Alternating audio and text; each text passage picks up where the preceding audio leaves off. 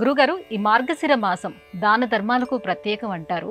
ఎటువంటి దానాలు చేయాలి ఈ మార్గశిర మాసంలో? మార్గశిర మాసంలో తప్పక దానాలు చేయవలసిన వాటిలో కంబళి ప్రధానమైనది.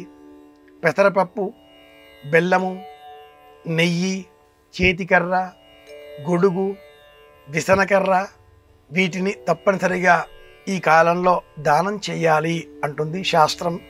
అలాగే అమృతమయమైనటువంటి పాలను కూడా ఈ మాసంలో దానం ఇవ్వాలి అని శాస్త్ర ప్రమాణం. వీటితో పాటుగా మార్గశీర్ష మాసంలో మనకు లభించిన పరమ దివ్యమైనటువంటి గ్రంథం భగవద్గీత కనుక భగవద్గీతను కూడా ఈ మాసంలో ఏదైనా ఒకరోజు మనం దానంగా ఇవ్వవచ్చు. దానంగా ఇచ్చే సమయంలో ఆ వస్తువు పైన మనకు మమకారం కూడదు. కానీ భగవద్గీత మమకారంతో కూడిన దానాన్నే బోధిస్తుంది.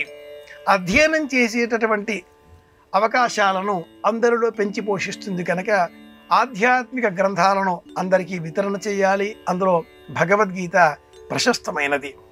మార్గశీర్ష మాసం శుక్లపక్షం ఏకాదశి భగవద్గీత అవతరణ దినోత్సవంగా పాటించేటటువంటి నేపథ్యంలో ఈ మాసమంతా కూడా భగవద్గీతను యథాశక్తి విరివిగా చదవాలి, అధ్యయనం చేయాలి.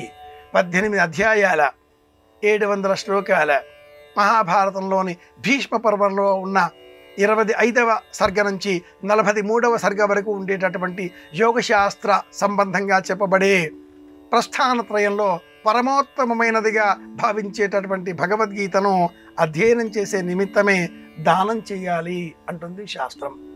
భగవద్గీత కించిదధీత గంగా జల లవ కణికా పీత అంటూ శంకర భగవత్పాదుల వారి స్మరణ.